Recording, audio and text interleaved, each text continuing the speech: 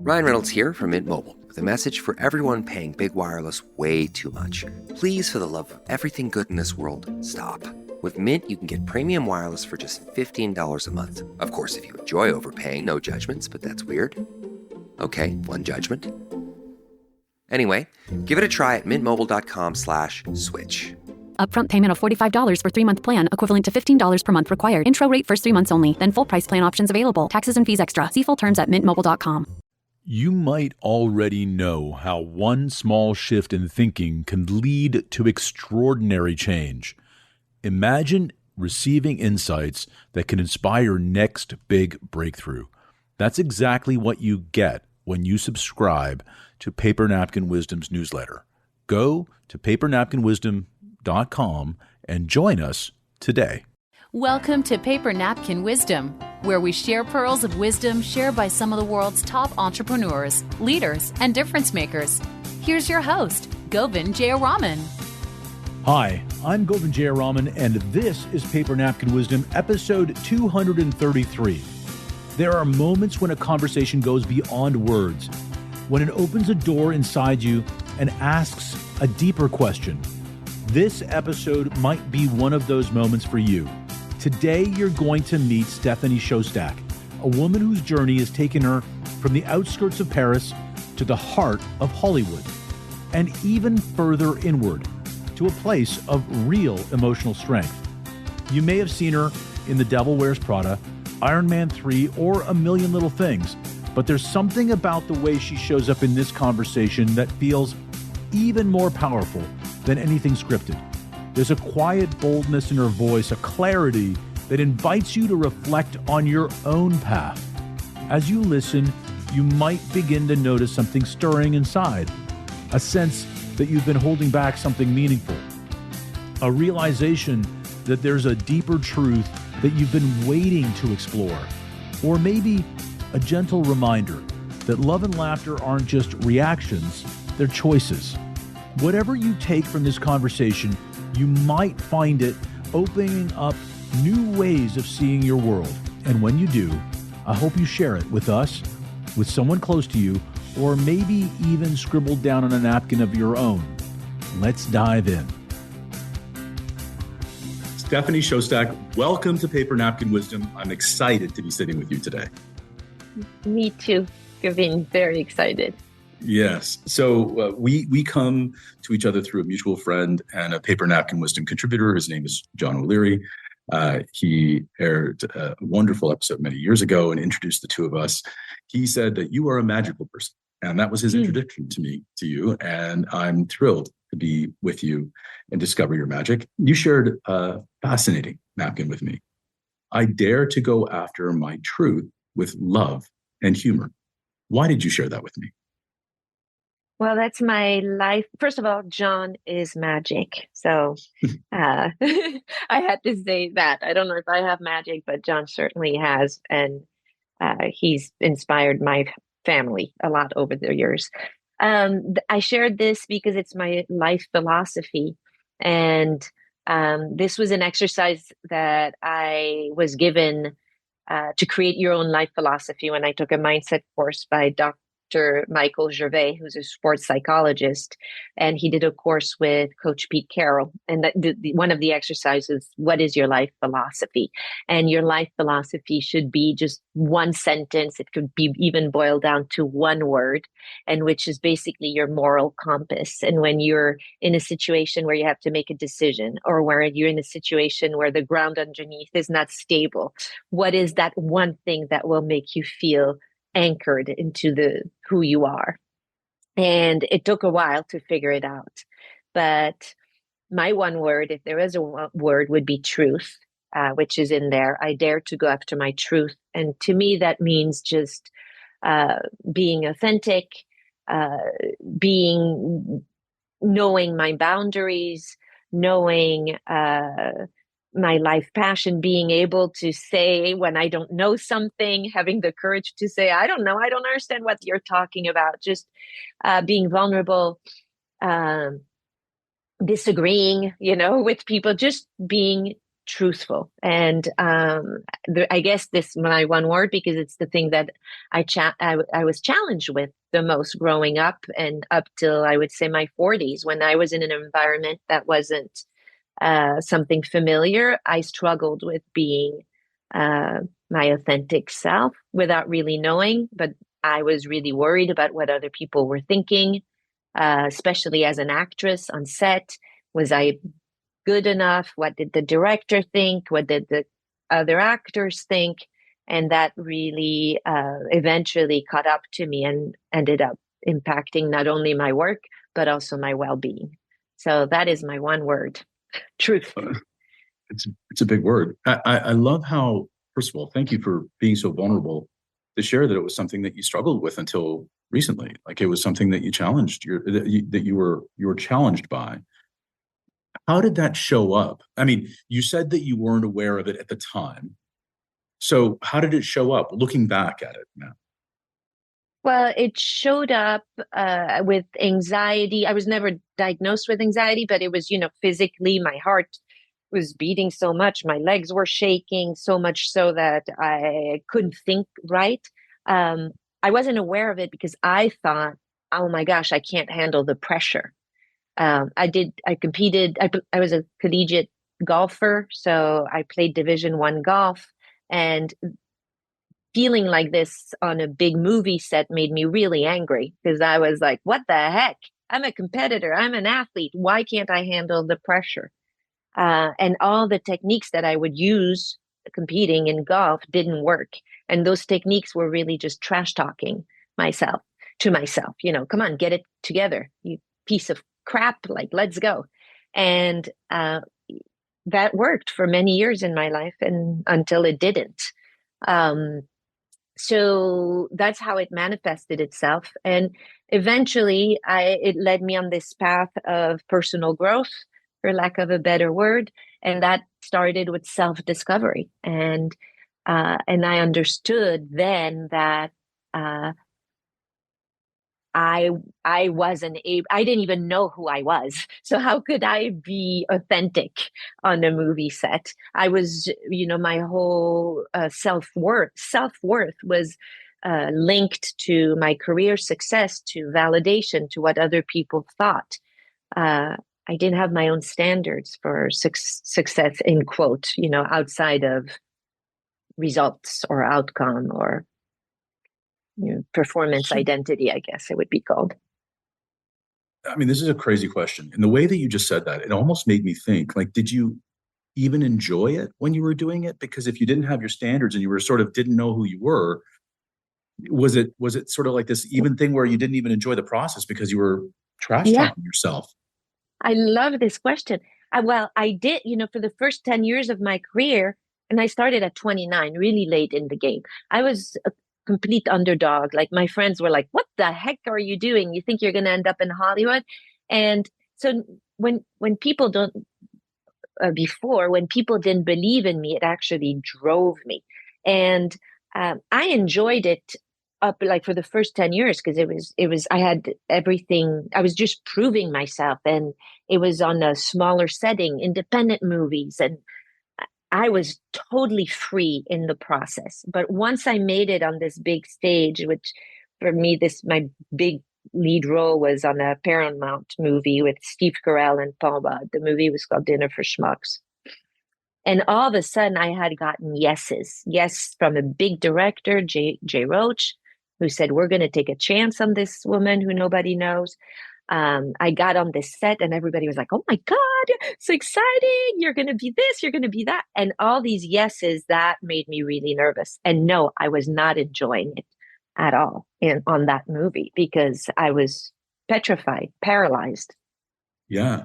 And I find it such an interesting contrast, because like, golf is so, you have to calm your body to make the putt. You have to calm your mind. And you almost agitated yourself into performing. That was your hook, right? Trash talking yourself into doing it. And you learned later how to calm yourself, or to accept yourself. Am I missing that?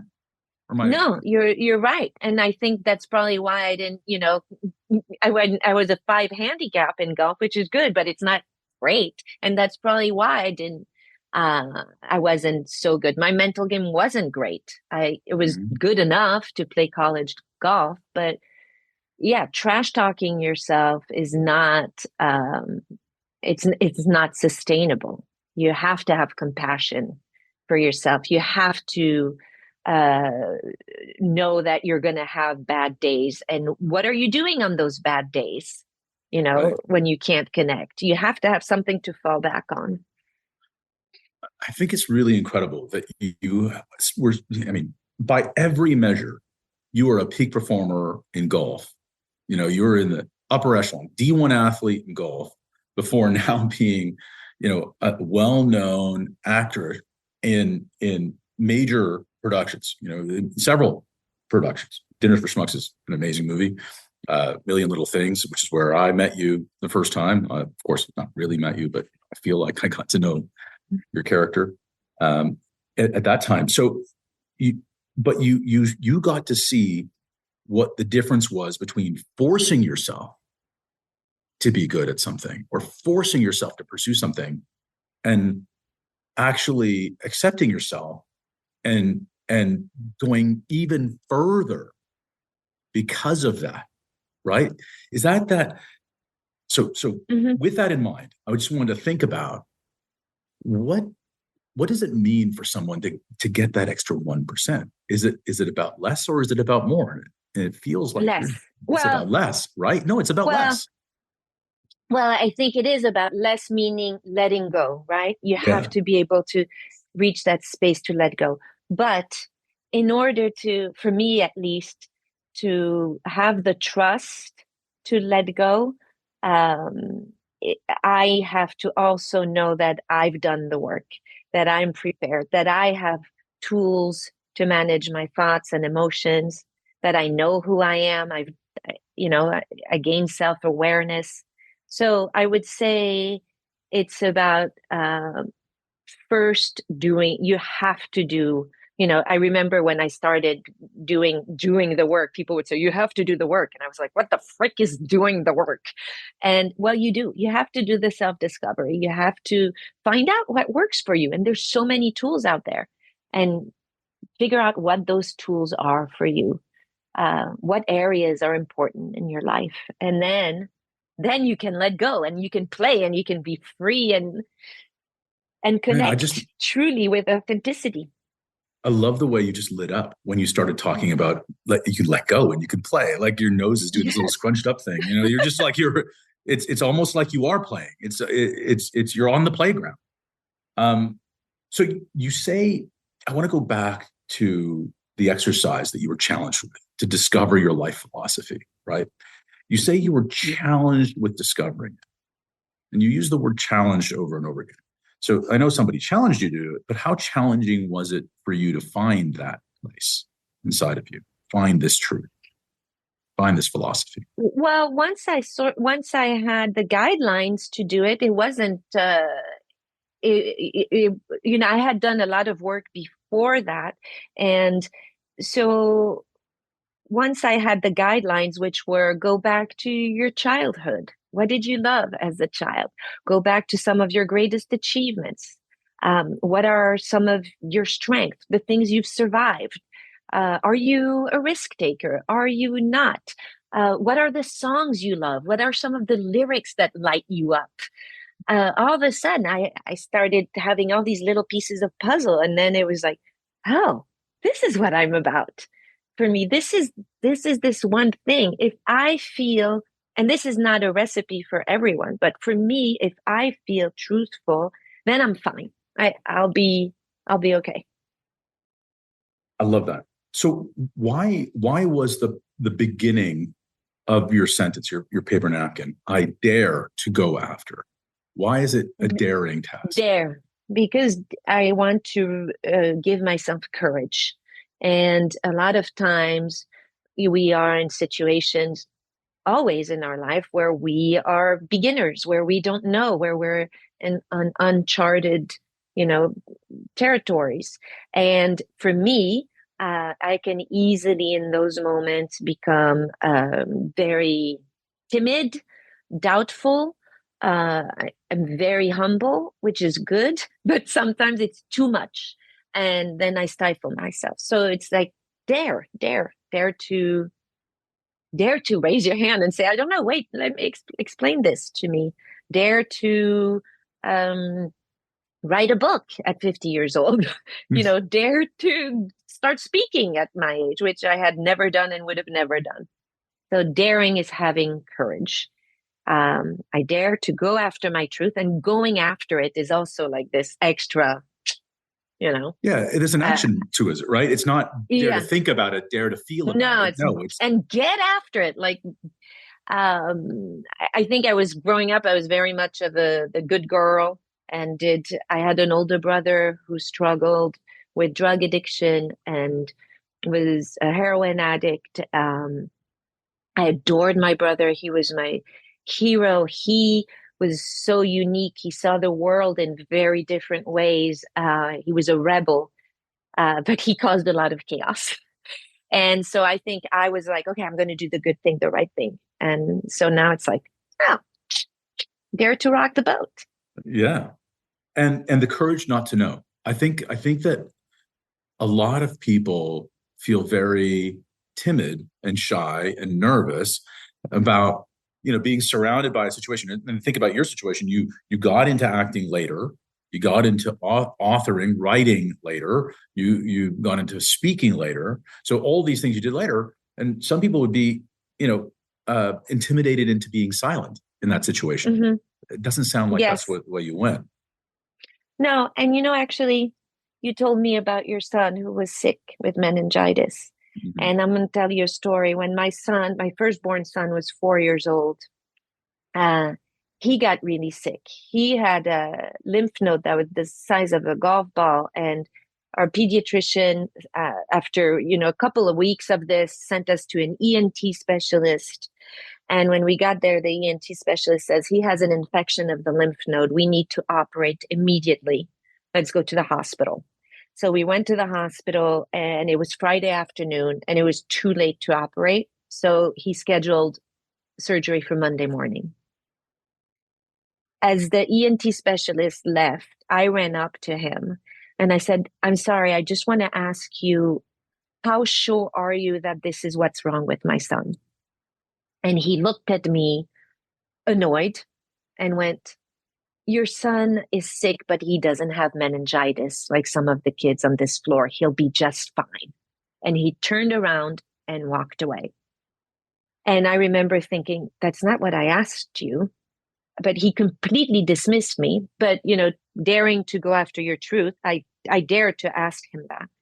The next morning, my son's condition got worse. And then I called the pediatrician who I loved, and I asked her, does this diagnosis make sense? And she said, it does, but we never know. So you and your husband keep an eye on him, and you call me if anything really changes and you just see something. And then Sunday morning, Max started vomiting nonstop. He was so swollen all over that he couldn't see. He's had rashes all over his body. His skin started peeling off on his hand and his stomach. And so I called the pediatrician. She came immediately. She took one look at him, and then she left and came back with an infectious disease doctor. And then they diagnosed him with Kawasaki disease, which is an acute infectious disease. And they started treating him, and he improved almost instantly and then fully recovered. But had they not diagnosed him on that day, he could have had permanent heart or liver damage. And he didn't have an infection of the lymph node. He didn't need to have surgery on Monday morning. So that is also an example. It's not just in our professional lives, but also in our personal lives. I know nothing about medicine, but I had something inside of me that was like, this is not what's wrong with him.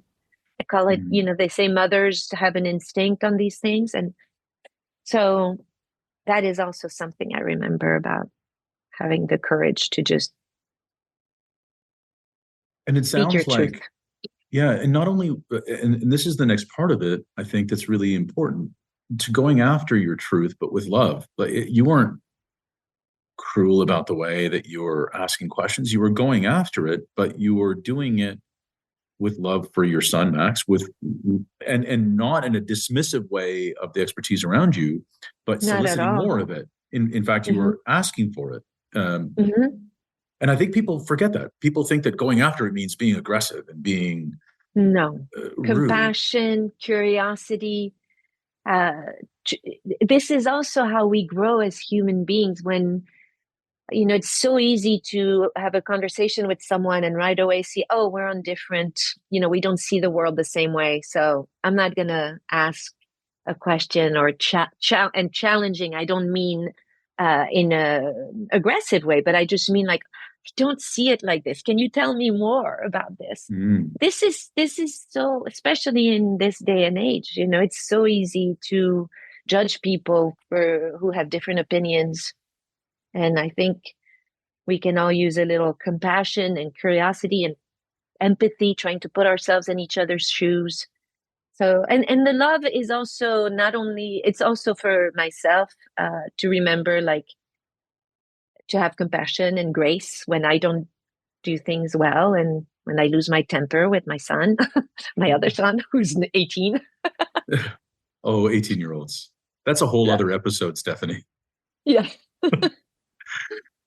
Um, I love, so the other thing that I think people say about humor is that they have to be funny. I don't think that that's what you're saying. I don't think you're saying you have to be funny.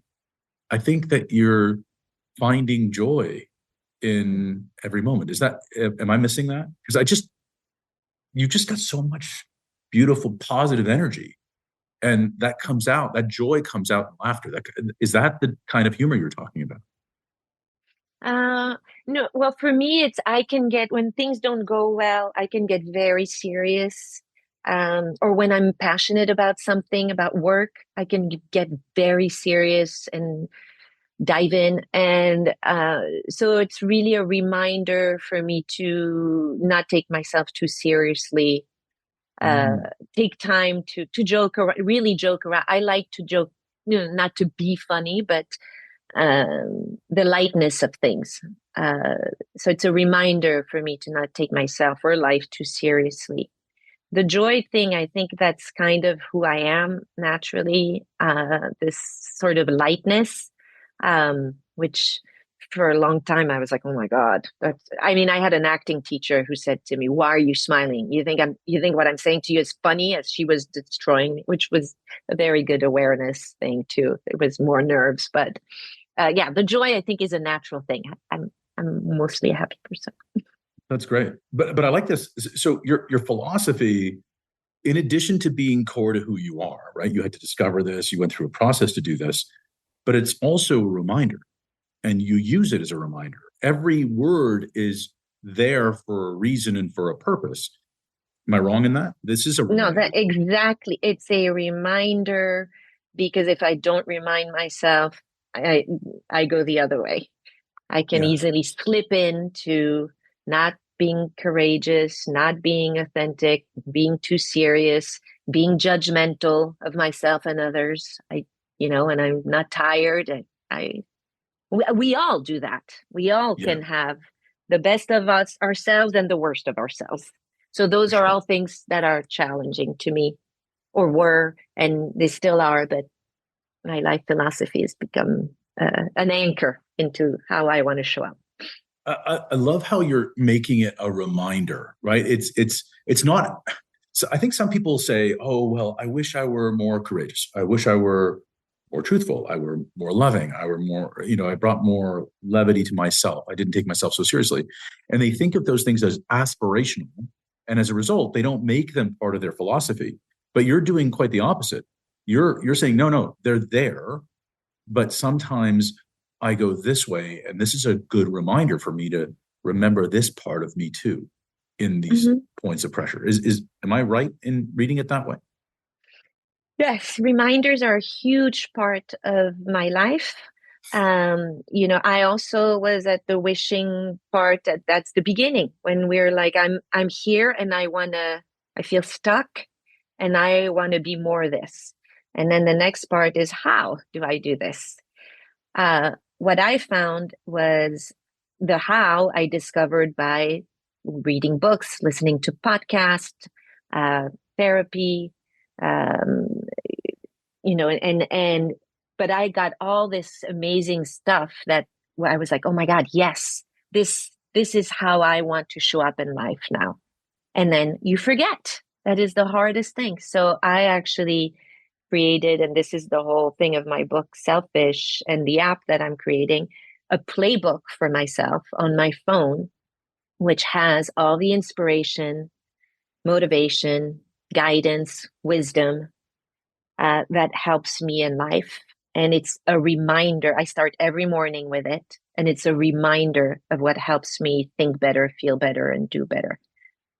And they're all individual reminders. I'm not going to connect to every reminder every day, but we wake up every day feeling different, and something's going to pop every day. And I'm like, oh my gosh, yes, I needed that today. Yeah. And I wanted to get to Selfish, because that itself was a journey for you to even express in that way that, let's talk about the journey of Selfish. In writing that book, Selfish sounds like it's one thing, but I think that you very cleverly made it about a lot of different things, including, following your own philosophy, understanding what that is first, and living it every day. How hard was that for you to articulate that way? How hard was it for you to be selfish and create this for yourself and remind yourself about this and create these rituals for yourself? It wasn't hard. It was out of, and it's spelled selfish with, instead of having an I, it's an exclamation point with a little crown over it, which kind of represents this is who you are.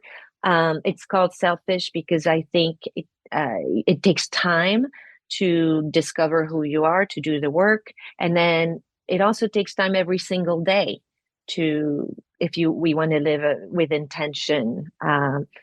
If we want to, we all get in ruts. It takes time to get back to our center. So, if there's one thing that I would hope is that each one of us could every day reconnect to the best of who they are. That's my wish. It wasn't hard for me because it was really a necessity. And I realized that if I took just 3 minutes, I do a lot of other things. There's no magic pill. I meditate, I read, but I also watch my playbook every morning, and it takes 3 minutes. And I do all this stuff before I connect to the news, the emails, the texts. And that helps. I found it's a game changer. It helps me respond to all the noise better. And it also helps make good thinking habitual thinking. It's just little things. And I started doing this 7 years ago, and it's eventually amounted to quite, substantial progress. That's amazing. And do you feel like you say that you do this every day? Is it every day? Or is there some days where you just don't do it? Every day. Every day. That's great. I believe that when I drink my coffee, I drink my coffee and I read a page of the Daily Stoic, Ryan Holiday's book, and then I watch my playbook. That's awesome.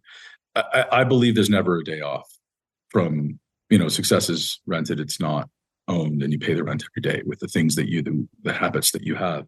And I think it's really neat that you've taken your athletic past, your ability to be able to be regular about things and brought it forward in all parts of your life. And I think that, do you ever find that you have been able to inspire other people by connecting to them in all these different ways, because you've had so many different journeys, right? You've had your journey as a D1 athlete. You've had your journey as an actress that started late in life. You've an author also starting later in life. Are those opportunities for you to connect with people more easily now, or how do you find that? Oh, yes, I think so. I think, I just was at William and Mary, where I went to school, and met with the golf team there. Just being able to say I was I too was a collegiate golfer, but um, for sure, yeah, all those different experiences help you connect with others. In the end, I think though, no matter what our journeys are, we all go through struggles. We all have setbacks. We all are challenged in our relationships, our work, our personal lives. So when we share our story, even if the circumstances are different, I think it resonates um, because we all have the same, the same goals eventually. Not goals, but aspirations to have love and belonging and Yeah. connections. How has your journey inspired your kids, your family, as you've gone I through don't know. this and discovered? You have to ask them. No, I'm sure you've seen it with your kids a little bit. Maybe not. Well, like I have a 18-year-old's tough. yeah, 18-year-old, and then the other one's a senior in college, and he actually he started an Instagram account about the draft. It's called, I'm going to plug it, the Draft Geek. And he does all the visuals and all the analysis. He is studying sports management, which is his passion. And so in a way I was like, look at that. He actually, my husband pointed it out. He was, look, he's following what he loves. He's creating like this unique thing that's visual, and you created the playbook that's visual. So maybe Yeah, I hope I that think I it's great. hope, yeah, yeah. I think that's amazing. Do you have the other thing about the philosophy that I just want to ask you about is your philosophy and your playbook. It sounds like you remind yourself in the same sort of instance around that time about your philosophy every day. Is that correct? That's the right timing for you to bring your philosophy back into your conscious mind in the morning? Yes, my philosophy is actually in my playbook. It's written out. Mm-hmm. And so, yeah, it's in my playbook, just so it's clear, because it's a weird concept. But in my playbook is a combination of tools that, like my life philosophy, skills that I want to sharpen, my values, past memories that bring me joy, things that make me laugh, some achievements that I'm proud of, visions for the future. So it's almost a big picture of my whole life. And by the time I'm done, I'm reminded of what my truth is, of what matters, and what helps me go after it. And I hit play, and there's music that goes with it too. So it's a whole emotional, sensory kind of 3-minute little trip that reminds you of what's important for your life. It's completely personal to you, unique to you. And we're going to put in the show notes links to the app when it becomes available, and certainly to the book as well, where people can learn more about that idea. The app is available in beta. So it is. Okay, great. Not in the app store, but yeah, in the website, selfishplaybook.com, you can request it in beta. It's free. So it's not perfect, but you can use it. That's great. So we'll make sure that that's in the show notes for everybody to see. I want to thank you so much, Stéphanie, for sharing. Merci beaucoup for coming. Merci. Oui, Merci. je parle un peu Tu parles français? Oui, parce que j'habite en Ottawa, en Canada, et on apprend le français en école. Et j'ai participé à un échange en guerre quand j'avais 13 ans. Alors, on a parlé français pour un mois, et puis on a venu ici à parler anglais, mais on a parlé français pour 2 mois. Bravo. I wish I could speak in Indian, in Hindi. Or I wish I could speak Hindi too, but I can't. Oh, you can't speak Hindi? Okay. I can speak French, though. Yeah, that was good. All right. Well, thanks for coming. Thank you so much for having me. I enjoyed our conversation a lot. Me too. What a powerful conversation with Stéphanie Szostak. You might find yourself thinking differently after hearing this one. Maybe something she shared helped you see a familiar challenge from a new angle. Maybe you recognized a part of yourself in her journey. Or maybe, just maybe, Now you feel a little more permission to be honest with yourself and with the world. Stephanie reminded us that transformation doesn't come from having all the answers. It comes from being willing to ask better questions, to pause, to feel, to lead with intention, even when things feel uncertain. Let's quickly revisit some of the reflections you might take with you. You can start living truthfully even before you feel ready. Emotional fitness is a choice you can make in each moment. Humor can disarm the hardest conversations. Love has the power to soften every edge, and your story, unfinished as it may be, can change someone else's.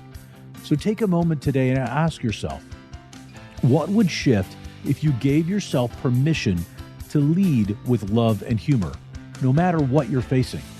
And when you feel that insight bubbling up, don't keep it to yourself.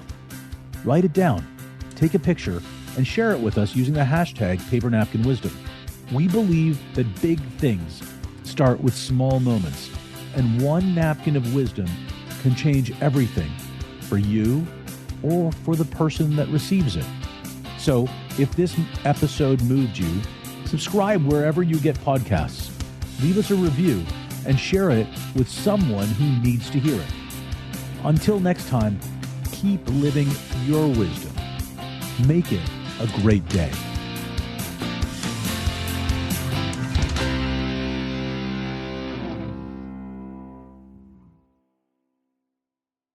The way we work is changing every day, thanks in large part to the internet. So if you're an online creator, what can you do to create a sustainable future for yourself? On Attach Your Resume, creators share how their jobs work, especially during times like these where big changes are happening in the online world.